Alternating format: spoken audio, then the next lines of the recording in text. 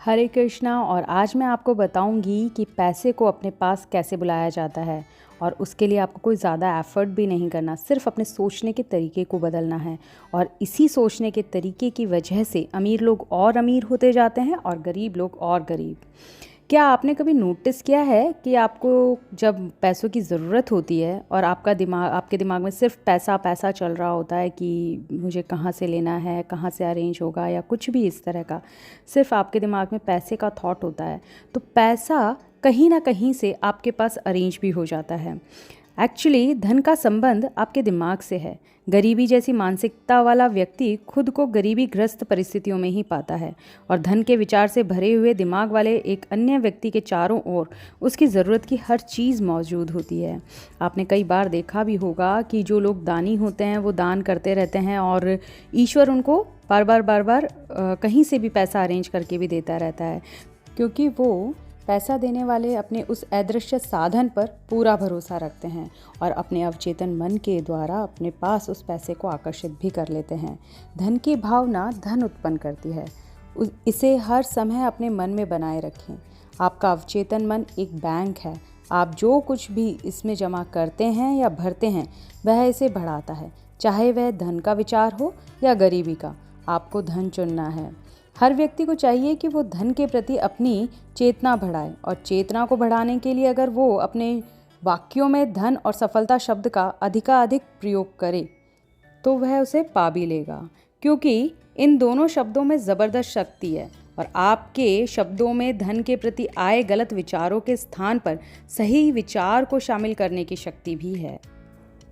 कुछ लोगों ने कहा कि हमने कई महीनों तक मनी अफर्मेशन बोली, पर हमारे हालात धन को लेकर पहले से और ख़राब हो गए, क्योंकि जब भी अफर्मेशन के रूप में हम यह बोलते कि मैं संपन्न हूँ, मैं समृद्ध हूँ, मैं धनवान हूँ, तो उन्हें लगता कि वो अपने आप से झूठ बोल रहे हैं।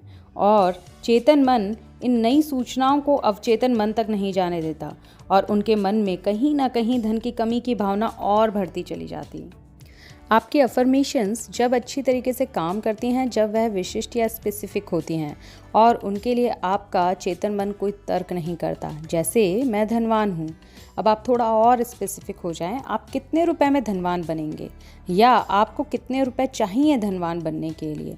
थोड़ा और स्पेसिफिक हो सकते हैं तो ब्रह्मांड को यह बताएं कि उतने रुपए का आप करेंगे क्या। अगर आपने ब्रह्मांड से जितने रुपए मांगे हैं उन्हें लेकर आपके मन में शंका है कि यार इतने तो मैं नहीं कमा पाऊंगा, तो आप अपने छोटे छोटे स्टेप्स लें।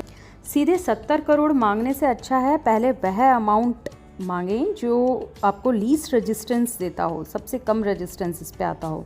फॉर एन एग्जाम्पल, आप 7,000 मांग सकते हैं, फिर 70,000 मांग सकते हैं, फिर 1 लाख, फिर 7 लाख, फिर 70 लाख और करोड़, 70 करोड़।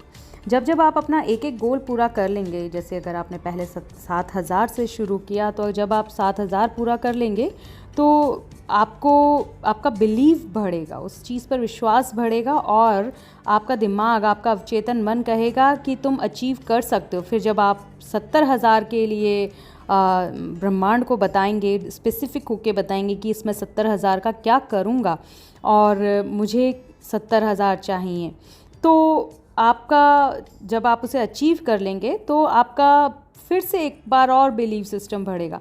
फिर अब वो थोड़ा सा और एफर्ट लेने के लिए रेडी हो जाएगा। फिर आप 1 लाख मांगेंगे। इस तरीके से आप अपनी जर्नी को स्मूथ और कंफर्टेबल कर सकते हैं। ब्रह्मांड से मांगने का तरीका मैंने पहले भी आपको बताया है कि आप अपने आप को हाई वाइब्रेशन पे रखें, खुशी की वाइब्रेशन पे रखें, जॉय की वाइब्रेशन पे रखें, हैप्पी के नोट पे रखें। जो आप मांग रहे हैं वह आपको मिल गया है तो आपको कैसी खुशी होगी, उस वाइब्रेशन पे रखें। फिर भी जब आप मनी की अफर्मेशन करते हैं और आपने अपना अमाउंट चाहे कितना ही छोटा कर लिया हो, जैसे कि थैंक यू यूनिवर्स मुझे 7,000 देने के लिए, और अब मैं अपने बच्चों की फ़ीस उससे बहुत अच्छे से भर पा रहा हूँ, तब भी आपको रेजिस्टेंस आता है, तो आप कह सकते हैं मैं हर दिन अपने सभी हितों में समृद्ध हो रहा हूँ। यह वाक्य आपके अवचेतन मन की वित्तीय कमी की धारणा का खंडन नहीं करता। जब आप अपने भविष्य के बारे में डर से भरे होते हैं तो आप एक खाली चेक पर साइन करते हैं। ब्रह्मांड आपको उस डर के पास ले जाने के और प्रयास करेगा, और आप अपने डर को ही मैनिफेस्ट कर जाएंगे। आपका अवचेतन मन आपको चक्रवृद्धि ब्याज देता है। अगर आपने अपने अवचेतन मन में डर, शंका, दुख, डर, कमी डाल रखी है तो अब आपका अवचेतन मन इन पर चक्रवर्ती ब्याज लगाकर आपको यह कई गुना बढ़ा कर देगा।